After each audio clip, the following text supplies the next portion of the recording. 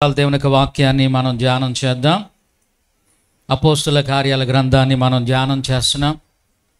అపోస్తుల కార్యాల గ్రంథం 7వ అధ్యాయము 2-3 వచనాలు మనం చదువుకుందాం. అపోస్తుల కార్యాలు 7వ అధ్యాయము 2-3 వచనాలు. అందుకు స్టెఫను చెప్పినదేమనగా, సహోదరులారా, తండ్రులారా, వినుడి. మన పితరుడైన అబ్రహాము హారాన్లో కాపురముండక మునుపు మెసొపొతామియాలో ఉన్నప్పుడు మహిమగల దేవుడు అతనికి ప్రత్యక్షమై, నీవు నీ దేశమును నీ స్వజనమును విడిచి బయలుదేరి నేను నీకు చూపింపబోవు దేశమునకు రమ్మని అతనితో చెప్పాను. అతడు కల్దీల దేశమును విడిచిపోయి హారాన్లో కాపురముండెను. అతని తండ్రి చనిపోయిన తర్వాత అక్కడ నుండి మీరిప్పుడు కాపురమున్న ఈ దేశమందు నివసించుటకై దేవుడు అతనిని తీసుకొని వచ్చెను. చదవబడినటువంటి లేఖన భాగాన్ని ఉదయకాల సమయంలో దేవుడు మన వినికిడిలో దీవించునుగాక. తలలు వంచి కళ్ళు మూసుకున్నట్లయితే చిన్న ప్రార్థన చేసుకుని మాటలు మనం ధ్యానం చేద్దాం. పరిశుద్ధాత్మ దేవుడి ఉదయకాల సమయంలో తన వాక్యంలో నుంచి మనతో మాట్లాడలాగున దేవుని సహాయాన్ని మనం కోరుకుందాం. ప్రభువా, నాతో మాట్లాడిన ఆయన. నీవు పలికితే నాకు మేలయా, నీవు పలికితే నాకు మేలయా, నీ దర్శనమే నాకు చాలయా, నీ దర్శనమే నాకు చాలయా. నాతో మాట్లాడు ప్రభువా, మాట్లాడుమయ్యా, నాతో మాట్లాడు ప్రభువా, నీవే మాట్లాడుమయ్యా. ప్రేమ కలిగిన తండ్రి, మాట్లాడే దైవమా, నీకు వందనాలు. ఈ ఉదయకాల సమయంలో నీ సందులో చేరినటువంటి మేము ఇంతవరకు నిన్ను ఆరాధించడానికి, నిన్ను ఘనపరచడానికి మీరు సహాయం చేశారు. ఈ సమయంలో నీ వాక్యాన్ని మేము ధ్యానిస్తుంటుండగా నాతో మా అందరితో మీరు మాట్లాడండి. మా ముందున్న సమయాన్ని దీవెనకరంగా చేయమని ఘనత, మహిమ, ప్రభావాలు మీకు ఆరోపిస్తూ యేసయ్య శ్రేష్టమైన నామములో ప్రార్థించి స్తుతించి వేడుకొంచున్నాము తండ్రి, ఆమేన్. దేవునికి మహిమ కలుగునుగాక. హల్లెలూయా. అపోస్తుల కార్యాలు 7వ అధ్యాయము 2-3 వచనాలు మనం చదువుకుంటున్నాం. అందుకు స్టెఫను చెప్పినదేమనగా, సహోదరులారా, తండ్రులారా, వినుడి. మన పితరుడైన అబ్రహాము హారాన్లో కాపురముండక మునుపు మెసొపొతామియాలో ఉన్నప్పుడు మహిమగల దేవుడు అతనికి ప్రత్యక్షమై, నీవు నీ దేశమును నీ స్వజనమును విడిచి బయలుదేరి నేను నీకు చూపింపబోవు దేశమునకు రమ్మని అతనితో చెప్పాను. అప్పుడు అతడు కల్దీల దేశమును విడిచిపోయి హారాన్లో కాపురముండెను. అతని తండ్రి చనిపోయిన తర్వాత అక్కడ నుండి మీరు ఇప్పుడు కాపురమున్న ఈ దేశమందు నివసించుటకై దేవుడు అతనిని తీసుకుని వచ్చాను. ప్రియమైన బిడ్డలారా, ఈ ఉదయకాల సమయంలో అబ్రహాము యొక్క జీవితంలో నుంచి కొన్ని ప్రాముఖ్యమైనటువంటి సత్యాలని మనం నేర్చుకోవడానికి ప్రయత్నం చేద్దాం. దేవుని యొక్క వాక్యాన్ని ధ్యానిస్తున్నప్పుడు శ్రద్ధగా దేవుని మాటలు వినాలని ప్రభుపేట నేను మనవి చేస్తున్నాను. ప్రియమైన బిడ్డలారా, అబ్రహాము జీవితం మనకందరికీ కూడా ఒక ఆదర్శప్రాయంగా ఉందని మనం జ్ఞాపకం చేసుకోవాలి. అబ్రహాము జీవితంలో నుంచి మనం విశ్వాసాన్ని నేర్చుకోగలం. అబ్రహాము జీవితంలో నుంచి విధేయతను మనం నేర్చుకోగలం. అయితే ఆయన యొక్క విశ్వాసం ఏ విధంగా ఆయన బలపరుచుకుంటూ వచ్చాడు, ఆయన యొక్క విధేయతను ఏ విధంగా పెంపొందింపజేసుకుంటూ వచ్చాడు అనేది అబ్రహాము జీవితంలో నుంచి మనం నేర్చుకోవడానికి ప్రయత్నం చేద్దాం. ప్రియమైన బిడ్డలారా, అబ్రహాము గురించి మనము ఆలోచన చేసినప్పుడు స్టెఫను తన ప్రసంగంలో చేస్తున్నటువంటి అంశం ఇది.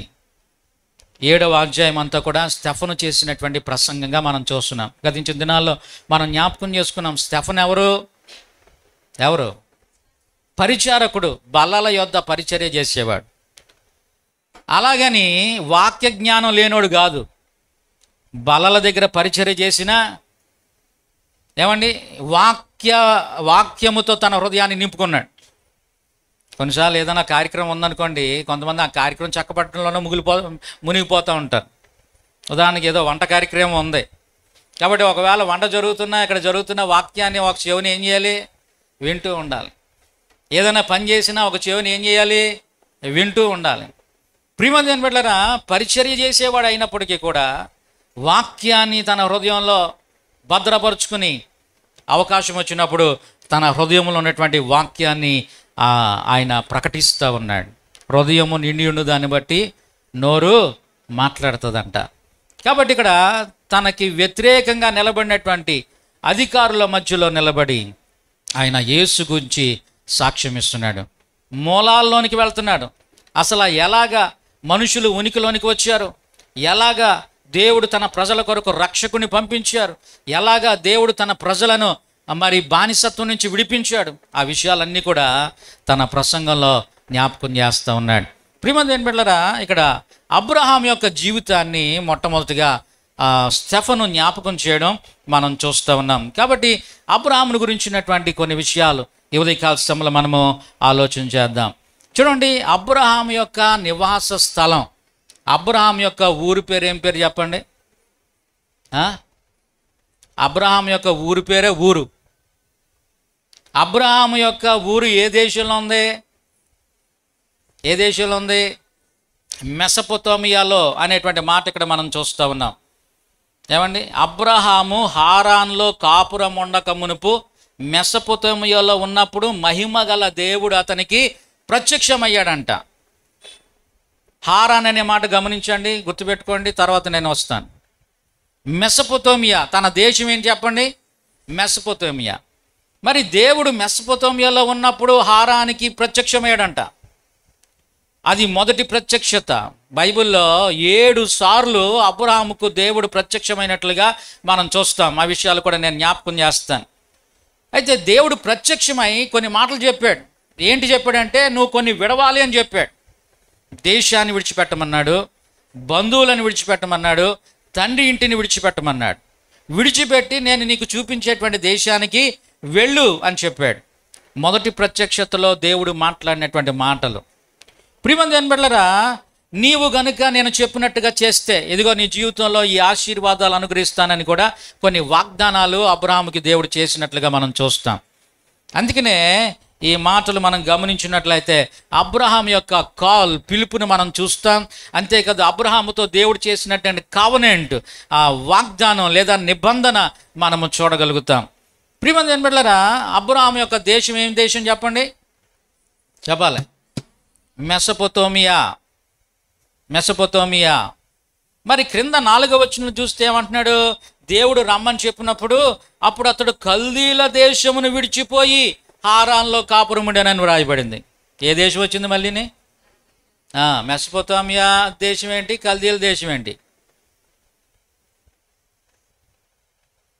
రెండు ఒకటే. మెసొపొతేమియాకే మరొక పేరు కల్దీల దేశం. కల్దీల దేశం అంటే మళ్ళీ ఇంకొక మాట కూడా మనం జ్ఞాపకం చేసుకోవచ్చు.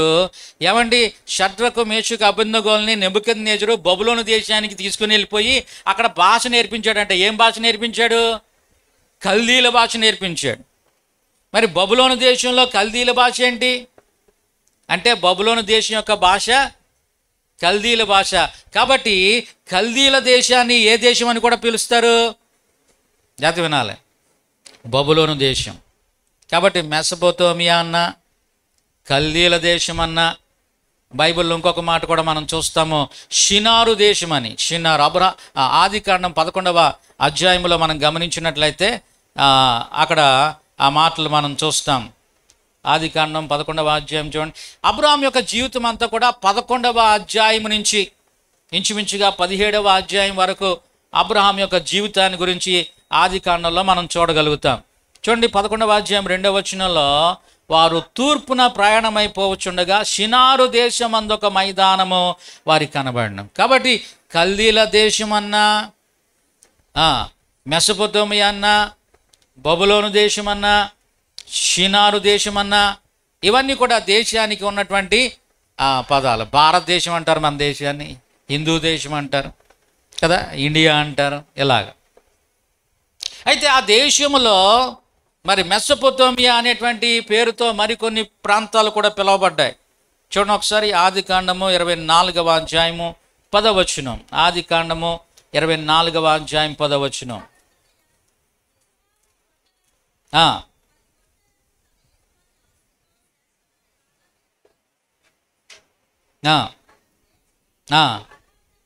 అరామ్నాహరాయిములోనున్న నాహోరు పట్టణము చేరి, అరామ్నాహరాయిము అనేటువంటి ఆ మాట దగ్గర 1 అని అంకె వేసి మనం చూస్తూ ఉన్నాం.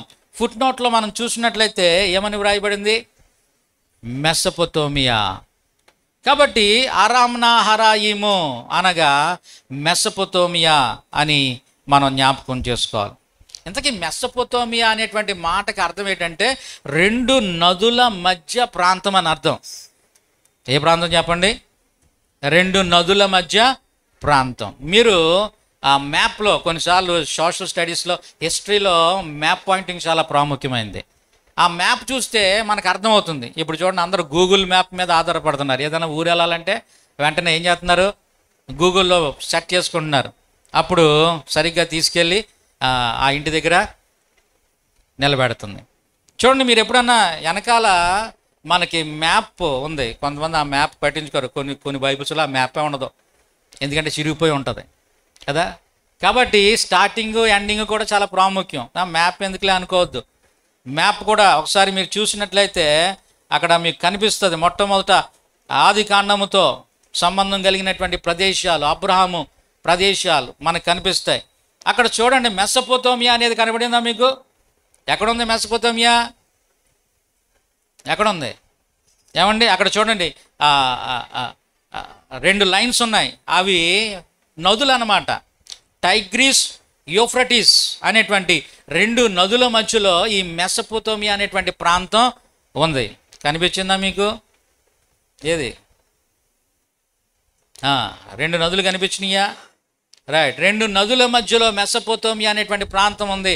అదంతా కూడా 2 నదుల మధ్యలో ఉన్నటువంటి ఆ ప్రాంతం అంతా కూడా మెసొపొతేమియా.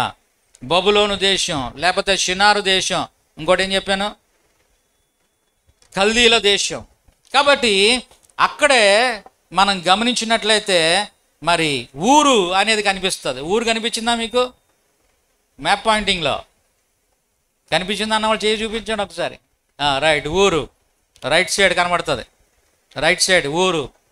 ప్రియమైన ఏం పెట్టారా? అది అబ్రహాం యొక్క ఊరు అనమాట.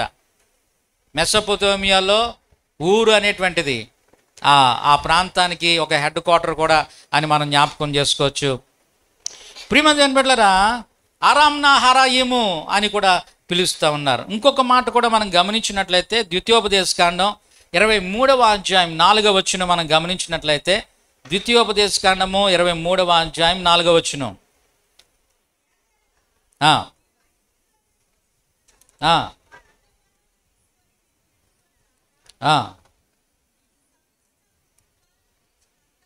నదుల అరాములోని పెతేరు నుండి, చూడండి, అరాములోని అనే మాట 1 అంకె వేసి ఫుట్ నోట్లో మనం చూసినట్లు ఏముంది?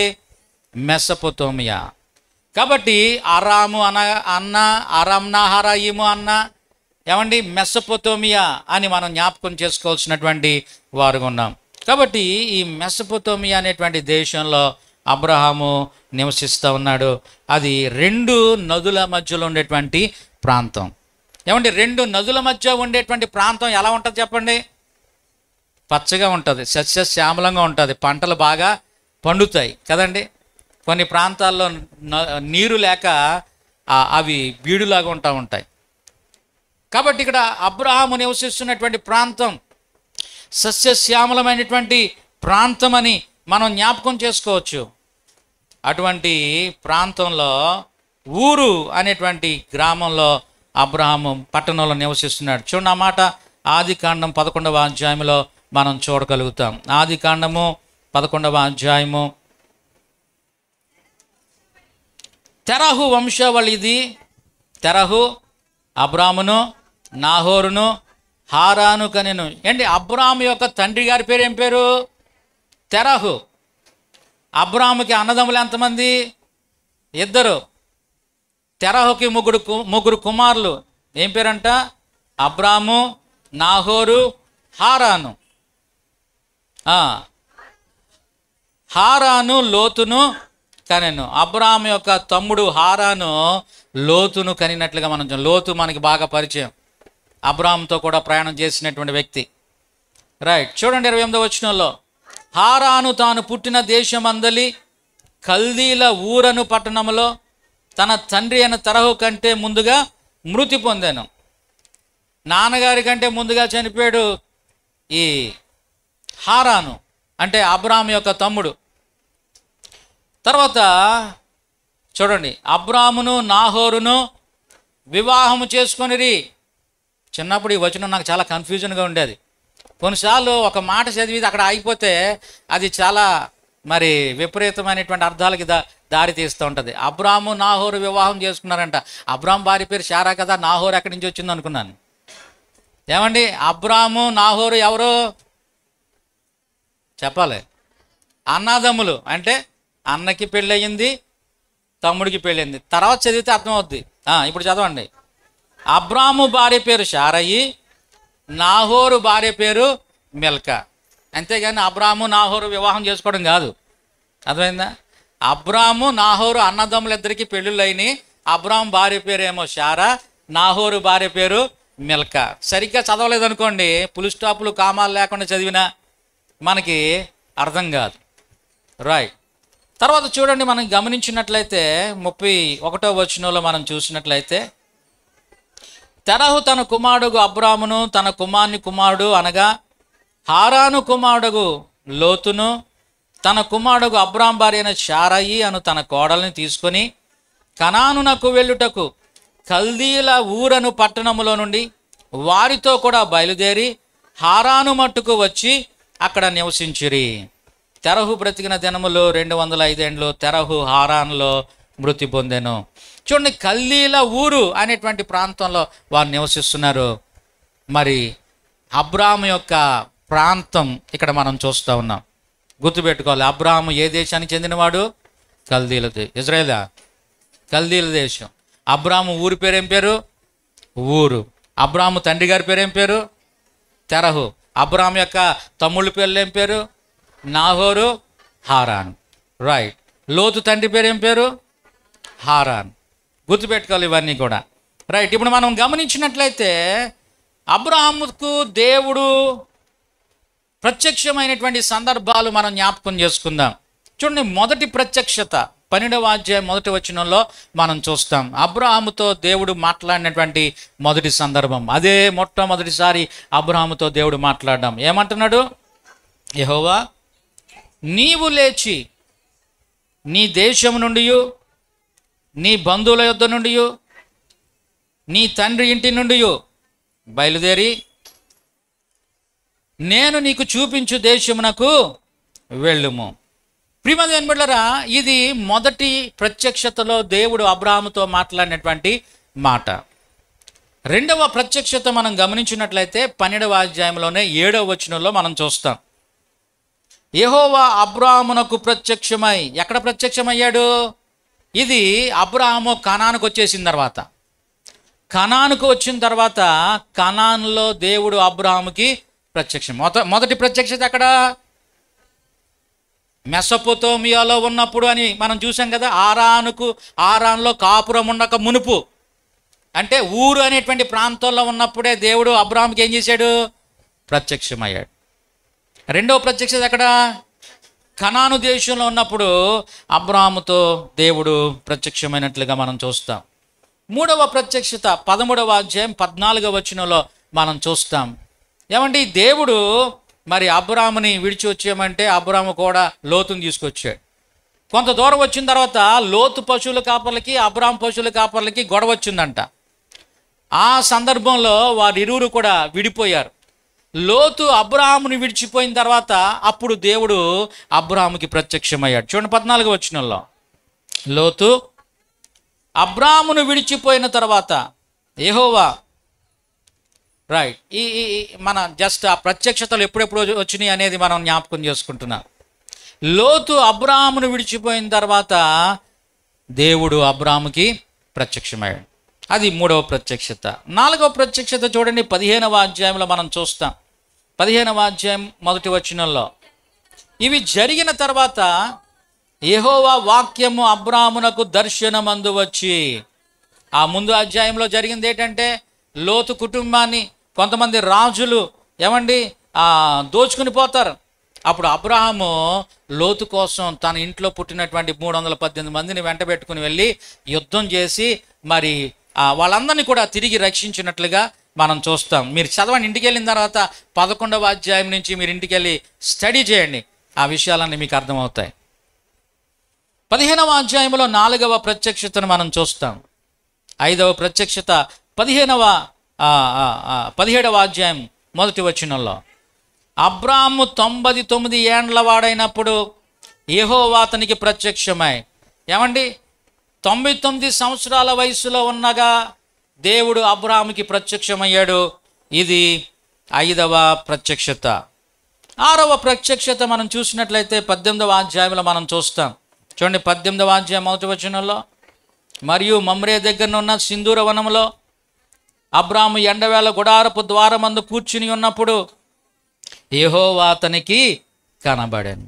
ప్రియమంది ఏం బిడ్డలారా, ఇప్పటి వరకు అబ్రాముకి పిల్లలు కలగలేదు. ప్రియమంది ఏం బిడ్డలారా, 6వ ప్రత్యక్షత సమయానికి కూడా అబ్రాముకి పిల్లలు లేరు. 6వ ప్రత్యక్షత సమయంలో, మొదటి ప్రత్యక్షత నుంచి దేవుడు మాట్లాడుతూనే వచ్చాడు, ఇదిగో నీ సంతానము అనే మాట. ఈ దేవుడు మొదటిసారి అబ్రాహాముకి ప్రత్యక్షమైనప్పుడు అబ్రాహాముకి 75 సంవత్సరాలు.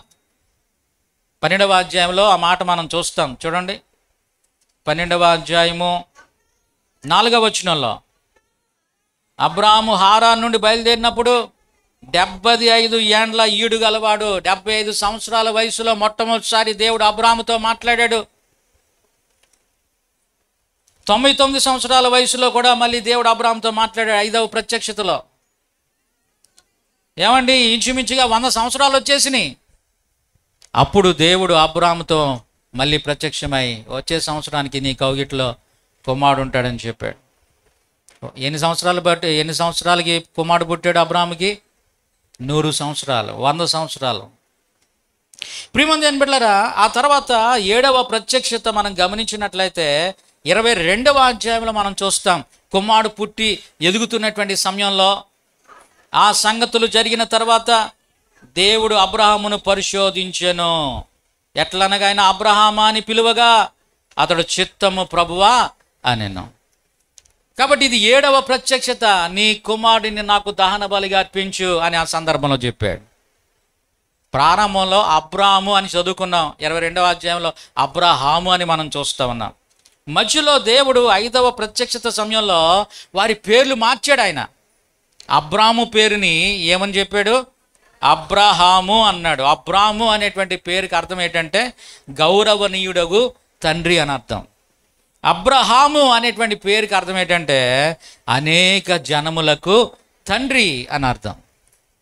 ఈ విధంగా మధ్యలో పేరు కూడా మార్చడం, అలాగే శారా ఈ పేరుని శారా అని మార్చినట్లుగా మనం చూస్తూ ఉన్నాం. కొంతమంది జీవితాలు మార్చుకున్న తర్వాత పేర్లు కూడా మార్చుకోవడం మనం చూస్తూ ఉంటాం. కాబట్టి ప్రియమంది ఏం బిడ్డలారా, ఇది అబ్రాహాముకు దేవుడు ఇచ్చినటువంటి ప్రత్యక్షతలు. 7 సార్లు అబ్రహాముతో దేవుడు మాట్లాడుతూ ఉండడం మనం చూస్తూ ఉన్నాం. అయితే ప్రియమంది ఏం బిడ్డలారా, ఈరోజు మనం ధ్యానిస్తున్నటువంటి అంశం ఏంటంటే మొదటి ప్రత్యక్షత. అబ్రహాముతో దేవుడు మాట్లాడినటువంటి ఆ మొదటి మాటల గురించి మనము ధ్యానం చేసుకుంటున్నాం. చూడండి, 12వ అధ్యాయంలోనికి మనం వద్దాం.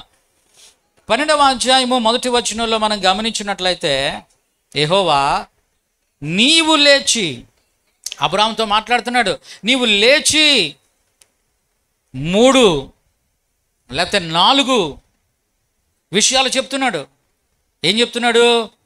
1, నీ దేశము నుండి, 2వది నీ బంధువుల యొద్ద నుండి, 3వది నీ తండ్రి ఇంటి నుండి బయలుదేరి, 4వది నేను నీకు చూపించేటువంటి దేశానికి వెళ్ళు.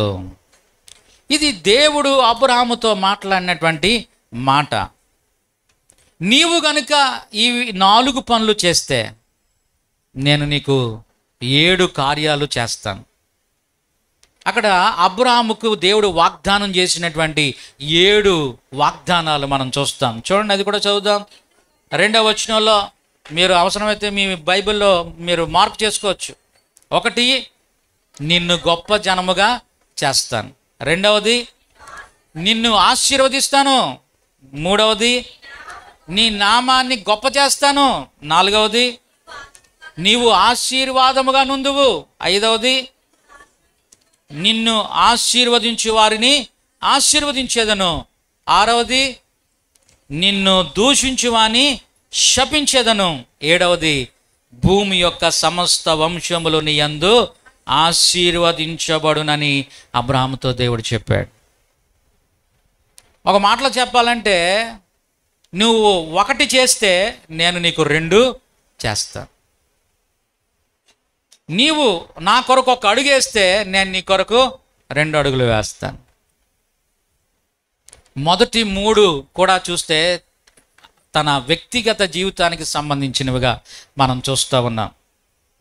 నిన్ను గొప్ప జనంగా చేస్తాను, నిన్ను ఆశీర్వదిస్తాను, నీ నామాన్ని గొప్ప చేస్తాను. ఆ తర్వాత 3 వాగ్దానాలు మనం చూసినట్లయితే, తన పట్ల ఎవరైతే ఎటువంటి స్వభావం కలిగి ఉంటారో వారి గురించినటువంటి మాటలు. ఏమంటున్నాడు? నీవు ఆశీర్వాదంగా, ఇతరుల కొరకు నీవు ఆశీర్వాదకరంగా ఉంటావు. నిన్ను ఆశీర్వదించేవారు ఆశీర్వదించబడతారు, నిన్ను శపించేవారు శపించబడతారు. 7వది, మొత్తం ఓవరాల్ యూనివర్స్ గురించి మాట్లాడుతున్నాడు. నీ మూలంగా భూమి యొక్క సమస్త వంశములు ఆశీర్వదించబడతాయి. ఎంత గొప్ప వాగ్దానం దేవుడు అబ్రాహాముకి ఇస్తున్నాడో మనం చూస్తూ ఉన్నాం. ప్రియమైన బిడ్డలారా, ఇక్కడ మనం చాలా జాగ్రత్తగా గమనించాలి. అబ్రాహాము మరి దేవుని మాటకి విధేయుడయ్యాడా? అబ్రాహాము దేవుని యందు విశ్వాసం ఉంచాడా? అబ్రాహాముకి ఒక పేరుంది. ఏం పేరో తెలుసా? విశ్వాసులకు తండ్రి అని చెప్పేసి. మొదట్లో నేను జ్ఞాపకం చేశాను, విశ్వాసం, అచంచలమైన విశ్వాసాన్ని గురించి మనం నేర్చుకోవాలంటే అబ్రాహాములో నేర్చుకోవాలని, విధేయతను గురించి మనం నేర్చుకోవాలంటే అబ్రాహాములో మనం నేర్చుకోవచ్చు అని. అయితే ప్రియమైన బిడ్డలారా, ఈ విశ్వాసం అనేది లేకపోతే విధేయత అనేది రాత్రికి రాత్రి అబ్రాహాములోనికి వచ్చేయలేదు. అబ్రాహాము జీవితంలో కూడా ఎన్నో ఒడిదుడుకులు ఉన్నాయి. అబ్రాహాము కూడా చాలాసార్లు పడుతూ లేస్తూ వచ్చాడు. రాత్రికి రాత్రే విశ్వాసులకు తండ్రి అయిపోలేదు. ప్రియమైన బిడ్డలారా, చూడండి, అబ్రాహాముకి దేవుడు 7 వాగ్దానాలు చేశాడు. కానీ ఆ వాగ్దానాలు నెరవేర్చబడ్డానికి సుమారుగా 25 సంవత్సరాల పైనే పడింది. ఉదాహరణకి కుమారుడు గురించినటువంటి వాగ్దానం, సంతానం గురించినటువంటి వాగ్దానం 75 సంవత్సరాల వయసులో దేవుడు చేశాడు. కానీ ఎన్ని సంవత్సరాలు కుమారుడు పుట్టాడు?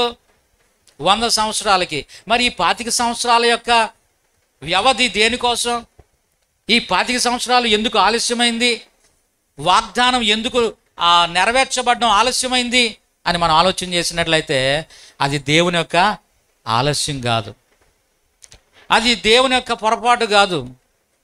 అబ్రాహాము చేసినటువంటి కొన్ని పొరపాట్లు తన జీవితంలో వాగ్దానాలు నెరవేర్చబడ్డానికి ఆలస్యాన్ని అయినట్లుగా మనం చూస్తూ ఉన్నాం. చాలాసార్లు దేవుని దగ్గర నుంచి మనం వాగ్దానాలు పొందుకుంటున్నాం. అయితే ప్రియమైన బిడ్డలారా, వాగ్దానాలు ఎందుకు మన జీవితంలో నెరవేరబడడానికి ఆలస్యం అవుతుంది?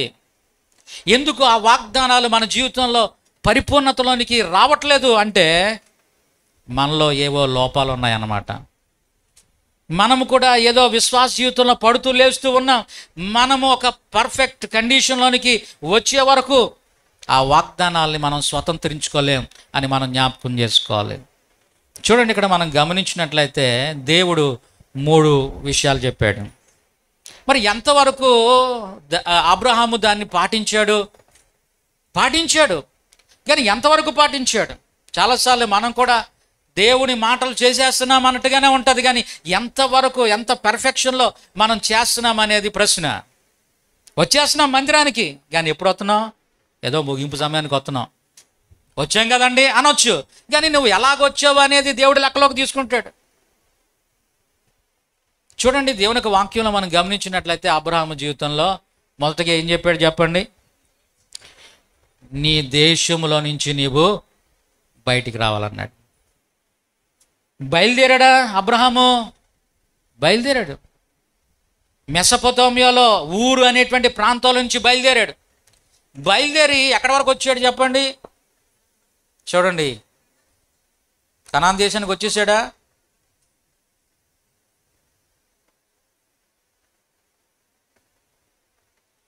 అక్కడ పైన మనం చూసినట్లయితే 31వ వచనంలో చివరి మాట, కల్దీల ఊరను పట్టణములో నుండి వారితో కూడా బయలుదేరి హారాను మట్టుకు వచ్చి అక్కడ నివసించిరి. అసలు దేవుడు ప్రత్యక్షమైంది ఎక్కడ? స్టెఫను చెప్పిన మాటలను బట్టి మనం ఆలోచన చేస్తే ఏమంటాడు స్టెఫను? హారాన్లో కాపురముండక మునుపు, అంటే హారానికి రాకముందు మెసొపొతామియాలో ఉన్నప్పుడే, ఊరు అనేటువంటి ప్రాంతంలో ఉన్నప్పుడే దేవుడు అబ్రాహాముకి ప్రత్యక్షమయ్యాడు. నువ్వు లేచి నీ దేశాన్ని విడిచిపెట్టి రా అని చెప్పేసి. బహుశా అబ్రాహాము బయలుదేరి ఉంటాడు, ఊరు అనేటువంటి ప్రాంతం నుంచి బయలుదేరి ఉంటాడు. నాన్నగారు నా సంగతి ఏంటి అని ఉంటాడు. అప్పుడు నాన్నగారిని విడిచిపెట్టడం రావడం మరి కష్టమే కదా. లోతు అని ఉంటాడు, నా సంగతి ఏంటి, మా నాన్న లేడు. కాబట్టి బహుశా విశాలమైన హృదయం అబ్రాహాముది. అందుకనే తండ్రి విషయంలో విడిచిపెట్టలేక, వాళ్ళ తమ్ముడు కొడుకు విషయంలో విడిచిపెట్టలేక కూడా వేసుకొచ్చాడు. నాన్నగారికి ఏమండి, సాధారణంగా మన పితరులకి వారున్న ప్రాంతాన్ని విడిచిపెట్టి రావడం ఇష్టమవుద్దా? ఇష్టం అవదు. అసలే వాళ్ళు ఉన్న ప్రాంతం 2 నదుల మధ్యలో ఉన్నటువంటి ప్రాంతం. ఆ ప్రాంతం ఎలా ఉంటుంది? సస్యశ్యామలంగా ఉంటుంది. వాళ్ళకి ఏం కొరత లేదు. దేవుడు అంటాడు, నేను నీ చూపించే దేశానికి వెళ్ళు అంటాడు. ఆ దేశం పేరు కూడా ముందు చెప్పలేదు. ముందు చెప్పుంటే ఓహో గూగుల్లో సెర్చ్ చేసుకుని ఉండేవాడు. ఈ మ్యాప్లో ఇక్కడ కాలం ఉంది, ఇక్కడ వంతెన దాటాలి, లేకపోతే ఇక్కడ ఇది దొరుకుతుంది అది దొరుకుతుందని కొంచెం ఒకవేళ స్టడీ చేసి ఉండొచ్చు. ఏ దేశమో ముందు చెప్పలేదు దేవుడు. నువ్వు వెళ్తామంటే ద్వారాలు తెరుచుకుంటా ఉంటాయి అన్నాడు. చూడండి, కొన్నిసార్లు కొన్ని డోర్స్ అక్కడికి వెళ్తేనే కానీ ఓపెన్ అవుతుంది. గోడలాగా ఉంటాయి, అద్దాలు గోడలాగా. అదే డోర్ మూసుందో అనుకుంటాం, కానీ నువ్వు అక్కడికి వెళ్ళే వరకు ఆ డోర్ తెరవదు. విమానాశ్రయానికి వెళ్తే ఒకసారి ఇది క్లోజ్ చేస్తుందని అంటే కాదు, నా ముందు కూడా వెళ్తున్నాడు, అప్పుడు తెరుచుకుంది. ఓహో ఇలా వెళ్ళొచ్చు అనమాట అని అర్థమైంది. దేవుని మార్గాలు కూడా అలాగ ఉంటాయి. నువ్వు అక్కడ వరకు వెళ్ళే వరకు ఆ తర్వాత నువ్వు ఏం చేయాలో నీకు అర్థం కాదు. ముందే దేవుడు మొత్తం నీకు భవిష్యత్తు పిక్చర్ ఇచ్చాడు అనుకోండి, పర్లేదు ఇదైతే బాగుంటుంది, ఇది బాగోదని చెప్పేసి అర్థం అవుతుంది. కానీ అంచెలంచెలుగా దేవుడు రివీల్ చేస్తూ ఉంటాడు. అబ్రాహాము విషయంలో కూడా అదే జరిగింది. అందుకనే నేను కనానికి వెళ్ళిపోవాలంటే నాన్నగారు బహుశా ఇష్టపడి ఉండకపోవచ్చు. మొత్తానికి బయలుదేరాడు. ఎక్కడి వరకు వచ్చాడంట? హారాను వరకు వచ్చాడు. హారాన్ ఎక్కడ ఉంది? ఇందాక మ్యాప్ పాయింటింగ్లో మీకు అర్థమవుద్ది, చెప్పాలి. మెసొపొతామియాలోనే ఉంది. 2 నదుల మధ్యలో. ఊరేమో ఈ చివరు ఉంటే హారానేమో ఈ చివరు ఉంది. మొత్తానికి ఆ దేశంలోనే ఎటు తిరిగి ఎక్కడికి వచ్చారు? ఆ దేశంలోనే ఇంకొక స్థలం మారారు అంతే. దేవుడు ఏం చెప్పాడు చెప్పాలి? దేశాన్ని విడిచిపెట్టమన్నాడు, ఊరు విడిచిపెట్టమనలేదు. దేశాన్ని విడిచిపెట్టమన్నాడు, మెసొపొతామియాని విడిచిపెట్టమన్నాడు, కల్దీల దేశాన్ని విడిచిపెట్టమన్నాడు. కానీ ఊరు నుంచి హారానికి వచ్చాడు. అంటే తనలో కంప్లీట్ ఒబీడియన్స్ ఉందా లేదా? చెప్పాలి. లేదు. వచ్చామంటే వచ్చామన్నట్టుగా వచ్చాడు, కానీ టయానికి వచ్చాడా? వచ్చేసాం మందిరానికి. ప్రియమంది అనిపెట్టలరా, బయలుదేరాడు వచ్చాడు, కానీ బయలుదేరినప్పుడు విధేయత చూపించాడు అనిపిస్తుంది. కానీ తీరా ఆయన విధేయత చూసినట్లయితే ఎంతవరకు? కొంతవరకే. హారాను వరకు వచ్చాడు.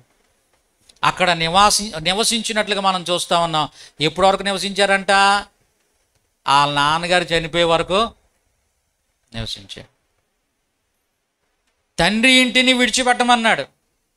కూడా ఎవరిని తీసుకొచ్చాడు? తండ్రిని తీసుకొచ్చాడు. కాబట్టి బహుశా ఆ తండ్రి, ఒరే నేను చచ్చే వరకన్నా నువ్వు ఇక్కడ ఉండరా అన్నాడేమో. మొత్తానికి హారాన్లో తన ప్రయాణం స్టాప్ అయిపోయింది. దేశాన్ని విడిచిపెట్టమంటే ఆ దేశంలోనే ఇంకో ప్లేస్కి వచ్చాడు. తండ్రిని విడిచిపెట్టమంటే తండ్రిని కూడా తీసుకొచ్చాడు. ఏమండి, అబ్రాహాములో ఆ పరిపూర్ణమైన విధేయత మనకి కనిపించట్లేదు. ఆ తర్వాత మళ్ళీ హారాన్లో తండ్రి చనిపోయిన తర్వాత అప్పుడు గుర్తొచ్చి ఉంటుంది, దేవుడు నేను ఉండాలని కోరుకున్నటువంటి ప్రాంతం ఇది కాదు, నేను ఇక్కడి నుంచి బయలుదేరాలి అని చెప్పేసి ఇప్పుడు హారాన్ నుంచి బయలుదేరాడు. చూడండి 5వ వచనంలో, 12వ అధ్యాయం 5వ వచనంలో మనం చూస్తాం. అబ్రాహాము తన భార్య అయిన శారయిని, తన సహోదరుని కుమారుడైన లోతును, హారాన్లో తానును వారును ఆర్జించిన యావదాస్తుని, వారు సంపాదించిన సమస్తమైన వారిని తీసుకొని కనానను దేశమునకు వెళ్ళుటకు బయలుదేరి కనానను దేశమునకు వచ్చిరి. ఏమంటే వచనాలు వెంటనే ఉన్నాయి, కానీ వచనం తర్వాత వచనానికి బహుశా కొన్ని సంవత్సరాల గ్యాప్ ఉందని మనం అర్థం చేసుకోవచ్చు. ప్రియమైన దేవుని బిడ్డలారా, ఇక్కడ హారాన్ నుంచి బయలుదేరాడు. ఎప్పుడు? తండ్రి చనిపోయిన తర్వాత. తండ్రి చనిపోయే వరకు ఎక్కడ ఉన్నాడు? హారాన్లో ఉన్నాడు. ఇప్పుడు తండ్రి చనిపోయిన తర్వాత మళ్ళీ స్ట్రైక్ అయింది. అవును, దేవుడు ఇక్కడ కాదు కదా, నన్ను ఎక్కడికో చూపించే దేశానికి వెళ్ళమని చెప్పాడు. అప్పుడు మళ్ళీ ప్రయాణాన్ని కొనసాగించాడు. వస్తూ ఏం చేశాడు? మళ్ళీని తన భార్య అయిన శారాయిని, తన సహోదరుని కుమారుడైన లోతును దేవుడు ఏం చెప్పాడు? దేశాన్ని విడిచిపెట్టమన్నాడు 1, తండ్రి ఇంటిని విడిచిపెట్టమన్నాడు 2, 3వది బంధువులను కూడా విడిచిపెట్టమన్నాడు. లోతు ఏమవుతాడు చెప్పండి? బంధువే కదా, తమ్ముడు కొడుకు. లోతుని తీసుకొచ్చాడు. అంతేకాదు, లోతుతో పాటు ఇంకా కొంతమంది వచ్చారంట. వారును యావదాస్తిని, వారు సంపాదించిన సమస్తమైన వారిని అని మనం చూస్తూ ఉన్నాం. దేవుడు అబ్రాహాముకు నువ్వు రా అని చెప్పాడు. అబ్రాహాము కుటుంబం భార్యాభర్తలు ఇద్దరు వచ్చి ఉంటే సరిపోదు. అలాగ చాలా దెబ్బలు తింటూ వచ్చాడు, చాలాసార్లు పడుతూ వచ్చాడు. కానీ దేవుడు గొప్పవాడు, నీతిమంతుడంట 7 మార్లు పడినా తిరిగి లేస్తాడు. దేవునికి స్తోత్రం కలుగును గాక. హల్లెలూయా. ఏమండి, ఇప్పుడు 12వ అధ్యాయంలో కనానుకు వచ్చేసాడు. దేవుడు చెప్పిన ప్రాంతం కనాను. కనాన్లో కరువు వచ్చిందంట. చూడండి 10వ వచనంలో, అప్పుడు ఆ దేశంలో కరువు వచ్చెను, ఆ దేశంలో కరువు భారముగా ఉన్నందున అబ్రాహాము ఐగుప్తు దేశంలో నివసించుటకు అక్కడికి వెళ్ళాను. దేవుడు ఎక్కడ ఉండమని చెప్పాడు అబ్రాహాముని? కనాన్లో. మరి దేవుడు చెప్పిన స్థలానికే కదా వచ్చాడు. మరి దేవుడు చెప్పిన మాట చొప్పున చేసినోడిని దేవుడు కాపాడతాడా లేదా? బ్రతికిస్తాడా లేదా? కావలసినవి ఇస్తాడా లేదా? కరువు వచ్చిందంట కనాన్లో. కరువులో దేవుడు వారిని సజీవులనుగా కాపాడేవాడు అనేటువంటి విషయం అబ్రాహాముకి అర్థం కాలేదా? అంటే అక్కడ అబ్రాహాం యొక్క విశ్వాసం ఏమైంది చెప్పండి? కొంచెం సన్నగిలింది. అక్కడ అబ్రాహాము అల్ప విశ్వాసిగా మారిపోయాడు.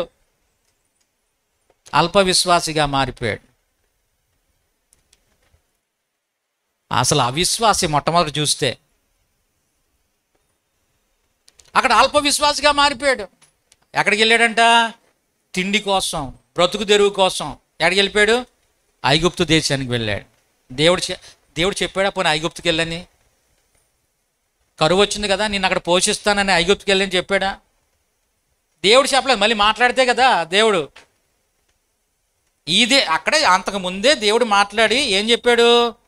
ఇదిగో ఈ ప్రాంతాన్ని నేను నీకు, నీ సంతానానికి ఇస్తానని చెప్పాడు కదా. 7వ వచనంలో, నీ సంతానం నాకు ఈ దేశం ఇచ్చేదనని చెప్పగా అక్కడ బలిపీఠాన్ని కట్టాడు. బాగానే ఉంది. కానీ కరువు వచ్చేటప్పటికి ఈ ప్రార్థన ఏమైపోయిందో తెలియదు. పోనీ అప్పుడన్నా దేవా ఇక్కడ రమ్మన్నావు కదా, ఏంటి మళ్ళీ ఇక్కడ కరువు వచ్చింది, ఇక్కడికి వచ్చిన తర్వాత ఏం చేయమంటావు అని మళ్ళీ ప్రార్థన చేసినట్టుగా కూడా లేదు. తన సొంత ఐడియాతో ఏం చేశాడు? ఐగుప్తుకి వెళ్ళిపోయాడు. ఎక్కడికి వెళ్తే అక్కడ కొంతమంది మనకు అంటుకుంటూ ఉంటారు కదా. మళ్ళీ అక్కడ కనాన్లో బాగుందనేటప్పటికి మళ్ళీ ఐగుప్తుని విడిచి వచ్చాడు. వచ్చేటప్పుడు ఏం చేశాడు? ఏమండి, ఐగుప్తు నుంచి 14వ వచనం చూడండి.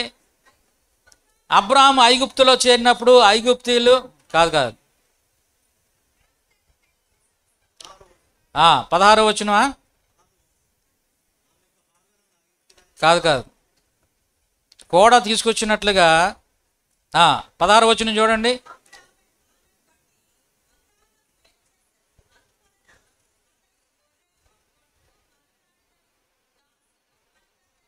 16వ వచనం చూడండి. అతడు ఆమెను బట్టి అబ్రామునకు మేలు చేశాను, అందువలన అతనికి గొర్రెలు, గొడ్లు, మగగాడిదలు, దాసులు, పనికెత్తలు, ఆడుగాడిదలు, ఒంటెలు ఇయ్యబడెను. అక్కడ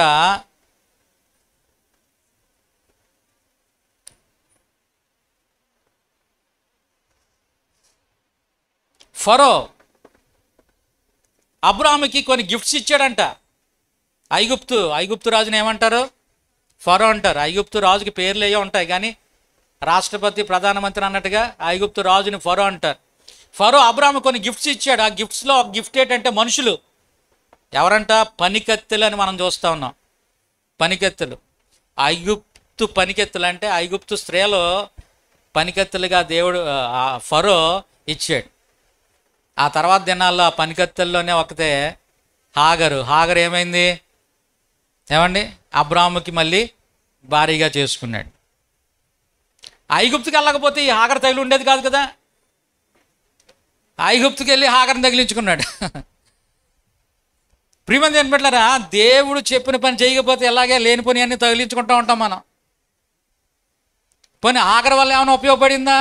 మళ్ళీ దేవుడు సారా ఏమో పోరు పెట్టింది, వదులుతావా వదలవా? మళ్ళీ అక్కడ ఏదో మొత్తం సెటిల్మెంట్ చేసుకుని వదిలిపెట్టేసాడు. కుమారునికి అన్నాడు ఇష్మాయేలు. ప్రియమంది ఏం పెట్టారా? లేనిపోని సమస్యలు వచ్చి పట్టుకున్నాయి. అందుకనే దేవుని మాట ప్రకారంగా చేస్తే మనం దీవించబడతాం. అంటే అబ్రాహాం జీవితంలో కూడా తొడతొక్కుడు మనం చూస్తూ ఉంటాం, లోటుపాట్లు మనం చూస్తూ ఉన్నాం. రాత్రికి రాత్రే గొప్ప విశ్వాసం అయిపోలేదు. ఎప్పుడుకి తన పర్ఫెక్షన్లోకి వచ్చాడంటే 22వ అధ్యాయంలో దేవుడు అబ్రాహాముకి కుమారుని ఇచ్చిన తర్వాత, నీ కుమారుని నాకు దహన బలిగా ఇచ్చామని చెప్తాడో అప్పుడు తన విశ్వాసం పర్ఫెక్ట్ లెవెల్లోకి వచ్చింది. అప్పుడు తన విధేయత పర్ఫెక్ట్ లెవెల్లోకి వచ్చింది. అప్పుడు మొదట చేసినటువంటి వాగ్దానాన్ని మళ్ళీ అక్కడ, ఇదిగో నీ మూలంగా సమస్త వంశాలు దీవించబడతాయని ఆ వాగ్దానాన్ని దేవుడు మళ్ళీ అక్కడ గుర్తు చేస్తాడు. దేవునికి స్తోత్రం కలుగునుగాక. హల్లెలూయా. కాబట్టి ప్రియమంది ఏం బిడ్డలారా, ఇక్కడ మనం గమనించినట్లయితే 3 విషయాలు విడిచిపెట్టమని చెప్పాడు. విడిచిపెడితే నేను నిన్ను దీవిస్తానని చెప్పాడు. నిన్ను గొప్ప జనముగా చేస్తాను, నిన్ను ఆశీర్వదిస్తాను, నీ నామాన్ని గొప్ప చేస్తాను. వాస్తవానికి అంతకు ముందే వారి పేరు కోసం షినారు దేశంలోనే మైదానంలో ఈ మెసొపొతేమియా వాళ్ళు ఒక గోపురం కట్టడానికి ప్రయత్నం చేశారంట. కానీ అది వారి వల్ల కాలేకపోయింది కదండి. 4వ వచనంలో 11:4 పేరు సంపాదించుకుందాము రండని, గోపురము కట్టి పేరు సంపాదించుకుందాము రండి అని మాట్లాడుకున్నారు. కానీ ఆ గోపురం వారు కట్టలేకపోయారు. ఏమంటే పేరు అనేది దేవుడు ఇవ్వాలి. మన నామం హెచ్చించబడాలంటే దేవుడు హెచ్చించాలి. అంతేగాని మన ఫోటో వేసుకుని ఫ్లెక్స్లో ఈ చివరి నుంచి ఆ చివరి వరకు కట్టుకుంటే పేరు రాదు.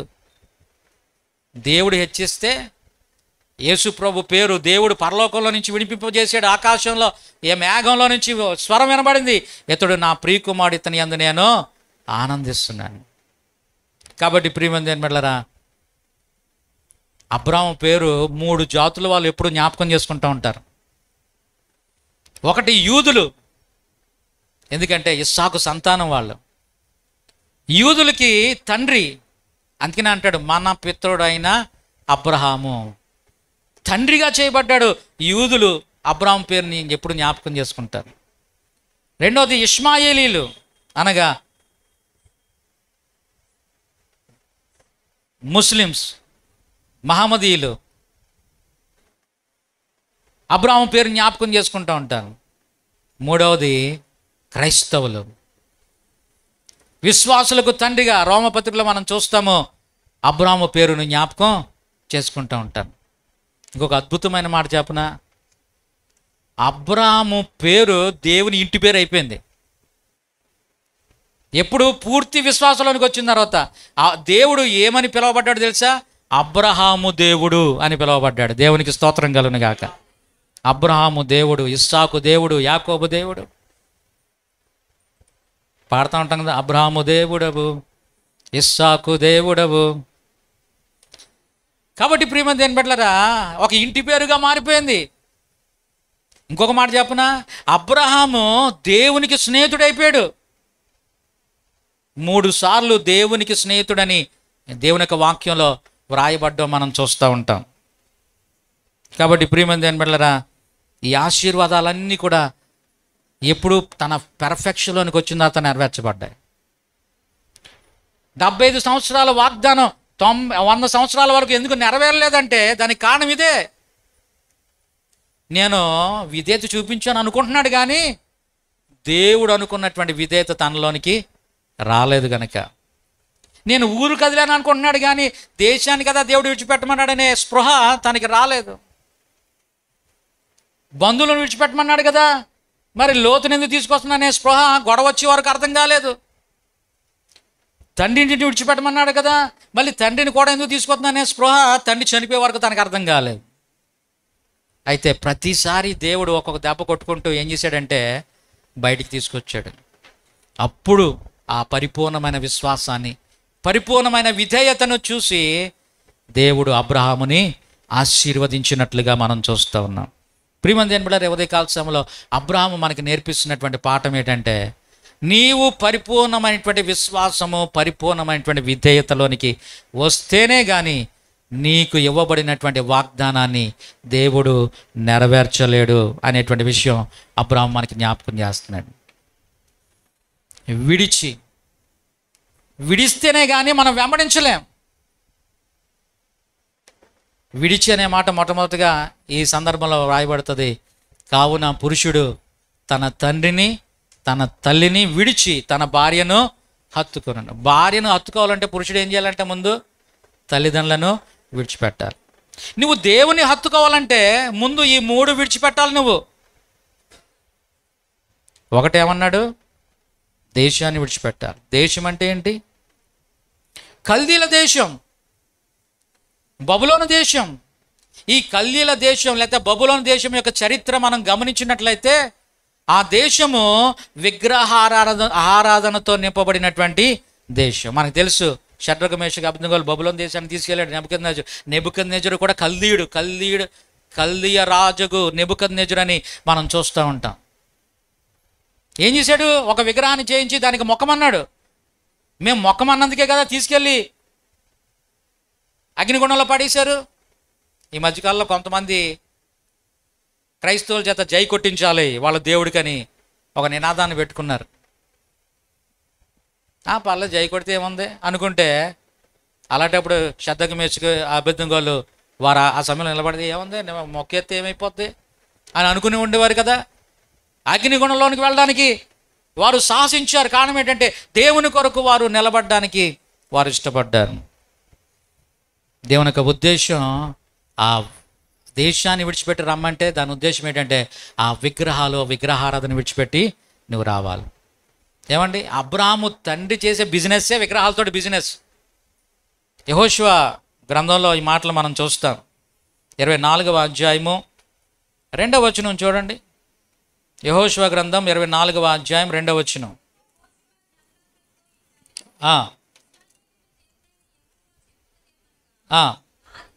ఆది కాలం నుండి మీ పితరులు అనగా అబ్రాహామునకును నాహోరుకును తండ్రి అయిన తెరహు కుటుంబీకులు నది యూఫ్రటీసు అద్దరిని నివసించి ఇతర దేవతలను పూజించిరి. ప్రియమైన దేవుని బిడ్డలారా, ఈ అబ్రహాము మొదటి నుంచి విశ్వాసి కాదు. అందుకే ఇందాక చెప్పాను, అవిశ్వాసి, విగ్రహారాధికుడు, విగ్రహారాధన కుటుంబంలోంచి వచ్చినవాడు. ఆ తర్వాత విశ్వాసంలోనికి వచ్చాడు. విశ్వాసంలోనికి వచ్చిన తర్వాత కూడా పర్ఫెక్ట్ విశ్వాసంలోనికి రాలేదు, పడతాలు ఇస్తూ వచ్చాడు. ప్రియమైన దేవుని బిడ్డలారా, అలాగా రోజు రోజు తన విశ్వాసాన్ని పెంపొందింపజేసుకుంటూ ఉన్నాడు. కాబట్టి ఇక్కడ దేశాన్ని విడిచిపెట్టమన్నాడు, అనగా విగ్రహారాధన పరిస్థితుల నుంచి విడిచిపెట్టాలి. ఈ రోజున అన్య విగ్రహాలని విడిచిపెడతారు, కానీ మళ్ళీ యేసుప్రభు విగ్రహాన్ని చేసుకునే వాళ్ళు కొంతమంది ఉన్నారు. దేవుని ఉద్దేశం అది కాదు. పూర్తిగా ఆ విగ్రహారాధన నుంచి నువ్వు బయటికి రావాలి. చూడండి, ప్రకటన గ్రంథంలో మనం చూసినట్లయితే ఈ కల్దీల దేశం, బబులోను దేశంలో ఉండేటువంటి పరిస్థితి ప్రకటన గ్రంథంలో మాట్లాడుతూ అంటాడు, 14వ అధ్యాయం 8వ వచనం.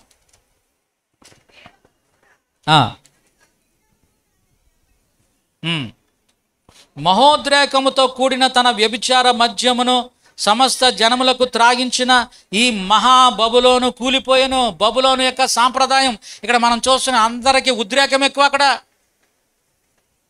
అందరూ కూడా ఏమండి, వ్యభిచారముతో కూడినటువంటి పరిస్థితులు, మద్యముతో కూడినటువంటి పరిస్థితులు, బబులోను యొక్క సాంప్రదాయాలు ఇవన్నీ కూడా.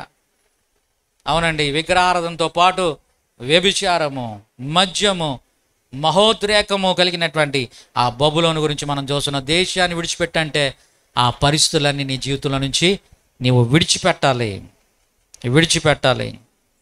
కాబట్టి ప్రియమైన దేవుని బిడ్డలారా, ఆ మద్యము, వ్యభిచారము, ఆ కోపము, లేకపోతే ఆ బూతులు, ఆ భయంకరమైనటువంటి పరిస్థితిని విడిచిపెట్టి వ్యర్థమైన వాటినన్నిటిని కూడా విడిచిపెట్టాలి. నిర్జీవకమైనటువంటి క్రియలన్నింటినీ కూడా విడిచిపెట్టాలి అని దేవుని యొక్క వాక్యం సెలవిస్తూ ఉంది. దశలోనిక సంఘంతో దేవుడు మాట్లాడుతూ అంటాడు, మీరు ఒకప్పుడు విగ్రహాలను పూజించేవారు, విగ్రహాలను విడిచిపెట్టారు అంటాడు. రెండవది బంధువులు అంటే కొన్నిసార్లు బంధువులు మన విశ్వాసానికి ఆటంకంగా ఉంటారు. కొంతమంది చూడండి, క్రైస్తవులే ఏదో బంధువులు సంతోషపెట్టడం కోసం అనేసి అక్కడ బొట్టు పెట్టుకోవడం, స్నేహితులను సంతోషపెట్టడం కోసం అని సినిమాకి వెళ్ళడం, లేకపోతే వాళ్ళని సంతోషపెట్టాలి, లేకపోతే ఆదివారం ఫంక్షన్ పెట్టుకుంటే వాళ్ళు బాధపడతారేమో అని ఇక్కడ మందిరం మానేయడం. ఏమండి, మనుషులను సంతోషపెట్టడానికి. అందుకనే బంధువులు ఒకవేళ వాళ్ళు మన విశ్వాసానికి ఆటంకంగా ఉంటే అవసరమైతే మనం వదులుకోవడం మంచిది. ఆదివారమే వచ్చి కూర్చుంటారు మన ఇంట్లో, మందిరానికన్నా తీసుకురావాలని, అంతేగాని వాళ్ళ కోసం మందిరం మానేయడం కాదు.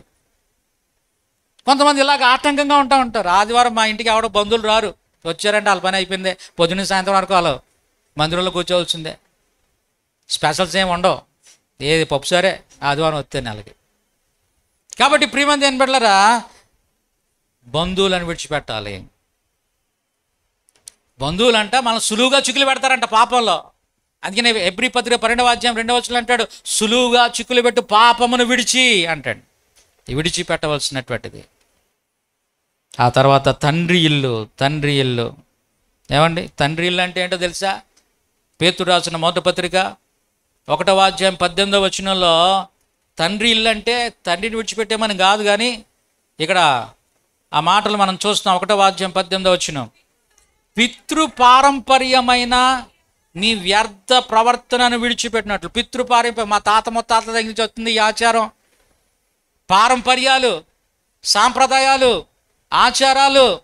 ఏమండి, ఇవన్నీ కూడా విడిచిపెట్టాలి అనేది దేవుడు చెప్తున్న మాట. ఆంధ్రయ్య పేతురు చేపలు పట్టుకున్నారంట. యేసుప్రభు చెప్పాడు, మీరు రండి మనుషులను పట్టి జాలలుగా చేస్తానంటే వలలు విడిచిపెట్టి ఆయనను వెంబడించారు. యాకోబు యోహాను జబదయి దగ్గర తండ్రితో పాటు అక్కడ పనిచేస్తున్నారు, చేపలు పడుతున్నారు. యేసుప్రభు పిలిచినప్పుడు తండ్రిని దోణెను విడిచిపెట్టి యేసుప్రభుని వెంబడించారంట. కాబట్టి ప్రియమైన దేవుని బిడ్డలారా, దేవుడు ఎన్నోసార్లు మనల్ని పిలుస్తూ ఉన్నాడు. విడిచిపెట్టి రాగలుగుతున్నామా? కొంతమంది మందిరానికి ఇల్లు విడిచిపెట్టి రాలేకపోతున్నారు, మరి ఆ ఇంట్లో ఏమైపోతుందో తెలియదు. ప్రియమైన దేవుని బిడ్డ, చాలాసార్లు నేను మొత్తుకున్నా సరే బొరక ఎక్కట్లేదు. నేను ఒకటే ప్రార్థన చేస్తున్నాను, ప్రభా నేను చెప్తే అడగంటలేదు, నువ్వే వాళ్ళతో మాట్లాడాలి. దేవుడు మాట్లాడుతూ ఇంకో లెవెల్లో ఉంటుంది. నా మాట కొట్టినట్టుంటే దేవుడు ఎలా మాట్లాడతాడో చెప్పండి. కాబట్టి ఆయన చొరవ చేసుకునే వరకు ఉండకూడదు. రండి, విడిచిపెట్టి వస్తే నీవు దీవించబడతావు, విడిచిపెడితే నీవు దీవించబడతావు. విడిచిపెట్టే వరకు, లోతును విడిచిపెట్టే వరకు దేవుడు మళ్ళీ మాట్లాడలేదు. కనాను మెసొపొతామియాని విడిచిపెట్టే వరకు దేవుడు మాట్లాడలేదు. తన జీవితాన్ని సరి చేసుకునే వరకు దేవుడు మాట్లాడలేదు. ఫుల్ ప్లెడ్జ్డ్గా ఎప్పుడైతే విశ్వాసంతో నింపబడ్డాడో, విధేయతతో నింపబడ్డాడో, అప్పుడు అబ్రహామును వేరే లెవెల్లో తీసుకెళ్ళాడు, దీవించడం ప్రారంభించాడు. ఈ రోజున ప్రపంచానికి దీవెనకరంగా అబ్రహాము జీవితం ఉండడం మనం చూస్తూ ఉన్నాం. కాబట్టి ప్రియమైన దేవుని బిడ్డలారా, అవి విడిచిపెట్టాలంటే కొంతమంది దేవుని విడిచిపెట్టేస్తున్నారు. దేమ అనేవాడు కూడా ఉన్నాడు, ఇహలోకాన్ని స్నేహించి ఏమండి పౌలు గాని విడిచిపెట్టేసి వెళ్ళిపోయాడంట, దేవుని సేవకుని విడిచిపెట్టేసి వెళ్ళిపోయాడంట. కొంతమంది లోకాన్ని ఆశించి దేవుణ్ణి విడిచిపెట్టేస్తున్నారు. ఒక మాట చెప్పి నేను ముగిస్తాను. చూడండి, హెబ్రీలకు రాసిన పత్రిక 3వ అధ్యాయం 12వ వచనంలో ఈ మాట మనం చదువుకుని ప్రార్థన చేసుకుందాం. హెబ్రీ పత్రిక 3వ అధ్యాయం 12వ వచనం. సోదరులారా, జీవము గల దేవుని విడిచిపోవునట్టి విశ్వాసము లేని దుష్ట హృదయము మీలో ఎవని యందైనను ఒకవేళ ఉండునేమో అని జాగ్రత్తగా చూసుకోండి. దేవుని కొరకు ఎవరన్నా విడిచిపెట్టే దేవుడు నీ సంగతి చూసుకుంటాడు. కానీ మనుషుల కోసం దేవుని విడిచిపెడితే అది భ్రష్టత్వం. గనుక జీవము గల దేవుని విడిచిపోవునట్టి విశ్వాసము లేని దుష్ట హృదయం మీలో ఎవని యందైనను ఒకవేళ ఉండినేమో అని జాగ్రత్తగా చూసుకోండి. కాబట్టి ప్రియమంది వెళ్ళరా, దేవుడు విడవమని చెప్పింది విడిచిపెడదాం, వెంబడించమని చెప్పింది వెంబడిద్దాం. ఆయనలో మనం ఉన్నప్పుడు మనం దీవించబడతాం. అటువంటి కృపా పరిశుద్ధాత్మ దేవుడు ఈ మాటలు వింటున్న మనందరి జీవితాల్లో అనుగ్రహించునుగాక. ఆమేన్. ప్రార్థన చేసుకుందాం. తల వంచి కళ్ళు మూసుకొని దేవుని సందులో మనం ప్రార్థన చేద్దాం. ప్రభా, అనేకసార్లు నువ్వు విడిచిపెట్టమని చెప్తున్నావు, కానీ కొన్ని విడిచిపెట్టలేకపోతున్నాను. విడిచిపెడితేనే నీవు దీవించబడతావని అబ్రహాము జీవితం ద్వారా నాతో మాట్లాడావు. ఏది విడవవలలో వాటిని విడిచిపెట్టడానికి, దేశానికి సంబంధించినటువంటి విగ్రహారాధన, లోక సంబంధమైనటువంటి ఆ పాపం విడిచిపెట్టడానికి సహాయించు. నా విశ్వాస జీవితానికి ఎవరైతే ఆటంకంగా ఉంటున్నారో వారిని, స్నేహితులు కావచ్చు, బంధువులు కావచ్చు, వారిని విడిచిపెట్టడానికి కృప దయచేయండి. కొన్నిసార్లు పితృపారంపర్యాలు, తండ్రి ఇల్లు నిన్ను వెంబడించడానికి ఆటంకంగా ఉంటే వాటిని కూడా విడిచిపెట్టడానికి సహాయం చేయండి. దేవుని సందులో మనం ప్రార్థన చేసుకుందాం. అబ్రహాము జీవితం ఒక మాదిరి. పడ్డాడు, లేచాడు. ఒకవేళ నీ జీవితంలో కూడా విశ్వాసంలో పడిపోతున్నావేమో, మళ్ళీ తిరిగి లేవడానికి దేవుడు నీకు అవకాశాలు ఇస్తున్నాడు. ఒక పర్ఫెక్షన్లోనికి వచ్చే వరకు దేవుడు మనల్ని పరిశోధిస్తూనే ఉంటాడు. దేవుడు కోరినటువంటి రూపం మనలో ఉండాలని కోరుకుందాం. ప్రభా, ఆ విధంగా నన్ను మెరుగుపరచు నాయనా. నీవు కోరిన విశ్వాసం నాలో ఉండడానికి సహాయం చేయండి ప్రభాని. దేవుని సందులో మనం ప్రార్థన చేద్దాం. ప్రార్థన చేసుకుందాం. పాస్టర్ గారు ప్రార్థన చేస్తారు. విత్తబడిన ఈ మాటలు మనందరి హృదయాల్లో నిలిచి ఫలించినట్లుగా ప్రార్థన చేసుకుందాం.